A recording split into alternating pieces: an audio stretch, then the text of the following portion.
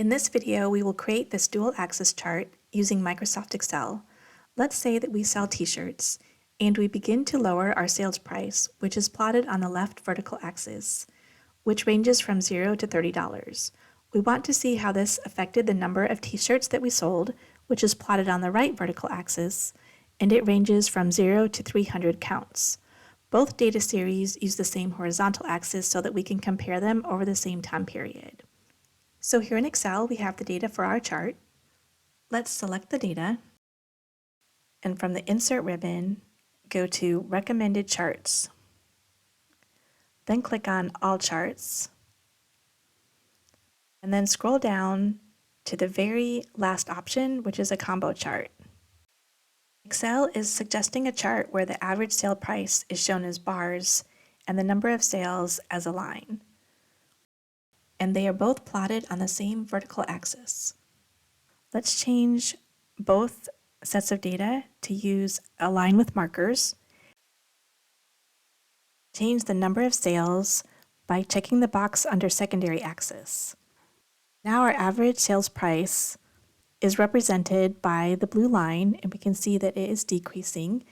That is plotted using the primary axes, and the number of sales is increasing, and it is plotted on the axis on the right. Click OK, and the chart will appear. Now for the fun part, where we use the design options in Excel to make our chart more attractive and easy to understand. With the chart selected, select the legend, and then click the plus sign next to the chart, and let's move the legend to the top of the chart. And also on the home ribbon, change the font size to 18. Now I want to add some strong contrast between the two lines so that they look very different. To do this, I'll first select the average selling price line, which is the blue line, and right-click on it and select Format Data Series. From the Fill in Line panel, I'll click on Line and change the color to green. And then click on the Marker tab, and under Marker Options, select the circle and change the size to 14. I'm also going to change the fill to use the same color green as the line.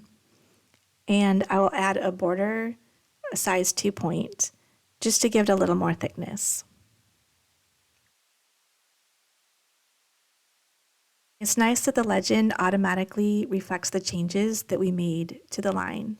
And now I'll select the number of sales line and go to the Fill in Line option and change the line color to blue.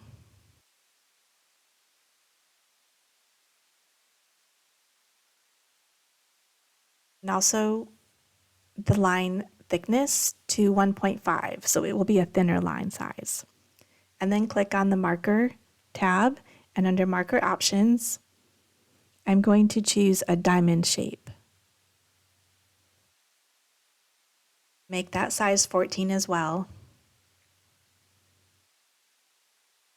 And then for the fill color, I will choose white, and for the border, the same blue color as the line with a 1 point thickness. I also want my reader to be able to easily tell which line goes with which y-axis. So I'll select the primary y-axis, and from the home ribbon, change the size to 18 and the color to the same green as the line. And I'll make it bold because the green is a little bit faint. I'm also going to change the number format on the axes to be 0 decimals. And I'll do this from the right-hand panel, Axis Options, under Number. And then for the secondary axis, I'll go back to the home ribbon and change that color to blue, and also size 18.